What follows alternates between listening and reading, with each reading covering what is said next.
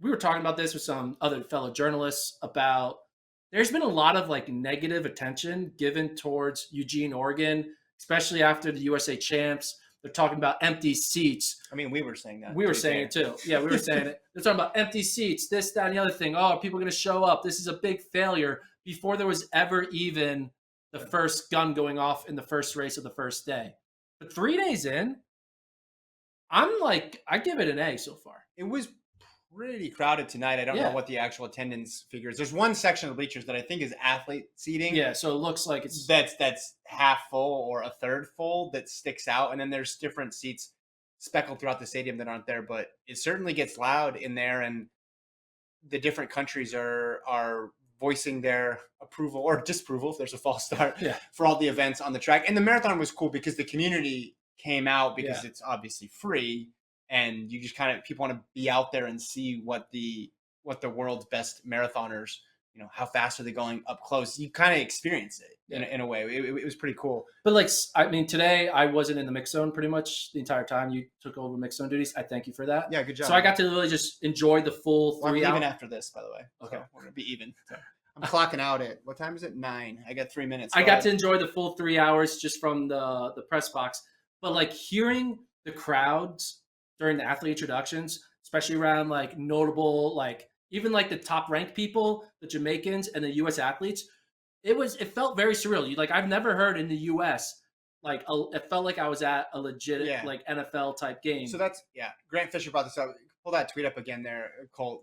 Tim Layden, the great Tim Layden's quote here from Grant Fisher in the mix zones. Like he's like, it felt like a real sport. It felt like NFL, NBA. And I brought this up to you.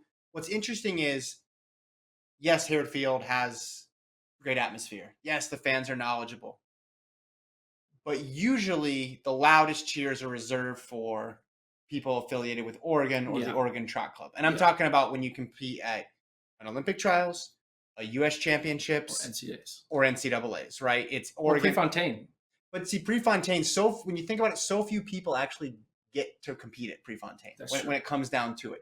So a lot of these athletes, so say you went to LSU, say you went to Alabama, say you went to Kentucky, you've competed here a bunch of times, you've heard the cheers, maybe you've won, but that's nothing like the applause you're hearing when you're at the start line and you hear such and such from such and such country murmur, and then such and such murmur, and then you from the USA, and then there's just this explosion of noise. I talked to Lena Irby today about it. She's like, I got goosebumps when I heard my name and everybody cheering for me. Like they're getting the full force of the hometown crowd behind them at Hayward. Now, you can say, all right, it would be the same in any other city throughout the country just because it's a world champs in the United States.